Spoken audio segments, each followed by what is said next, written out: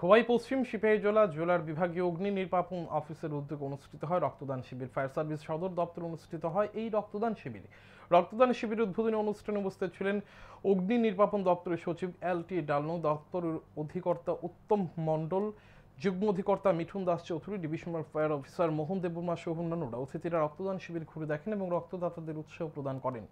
অগ্নি নির্বাপন দপ্তরের সচিব এল.টি. ডালনো রক্তদান শিবিরের আয়োজন করার জন্য দপ্তরের আধিকারিকদের ধন্যবাদ জানান। পাশাপাশি যারা রক্তদানে এগিয়ে এসেছে তাদেরকেও ধন্যবাদ জানান তিনি আরো জানান, প্রতিটি জীবন অত্যন্ত গুরুত্বপূর্ণ।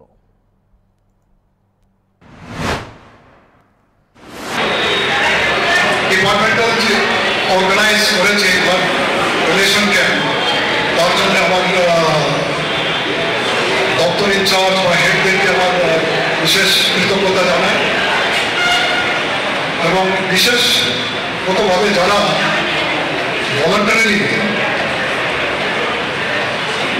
তাদের ব্লাড ডোনেট করতে এসেছে বা যারা সামনে এগিয়ে আসছে তাদের আমার বিশেষ